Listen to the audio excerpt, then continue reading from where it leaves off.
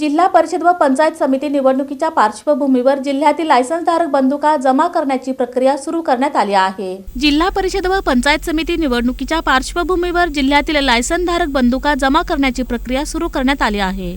जिल्हा प्रशासनाच्या वतीने पोलीस अधीक्षक कार्यालयात त्याबाबतचे आदेश देण्यात आले। निवडणुकांच्या काळात लायसन्सधारक पिस्टल, रिव्हॉल्वर आणि बंदुका प्रशासनाकडे जमा करण्यात येतात। महापालिका निवडणुकीवेळी शहरातील 512 तसेच नगरपालिका निवडणुकांवेळी नगरपालिका हद्दीतील 1000 लायसन्सधारक बंदुका जमा करण्यात आल्या होत्या। आता जिल्हा परिषद व पंचायत समिती निवडणुका असल्याने ग्रामीण भागातील बंदुका जमा करण्याची प्रक्रिया सुरू करण्यात आली आहे। जिल्हा प्रशासनाच्या वतीने पोलीस अधीक्षक कार्यालयात त्याबाबतचे पत्र पाठवण्यात आले आहे। बंदुका जमा करून त्या जिल्हा प्रशासनाकडे देण्यात येणार आहेत। ग्रामीण भागात रिव्हॉल्वरचा परवाना जिल्हाधिकारी देतात, तर पिस्टलचा परवाना त्या प्रांताधिकाऱ्यांना देण्याचे अधिकार असतात। त्यामुळे दोन्हीकडील यादी करून सर्व बंदुका जमा करण्यात येणार आहेत। बँक, सिक्युरिटी गार्ड, सनदी अधिकारी यांच्याकडील बंदुका मात्र कायम राहणार आहेत।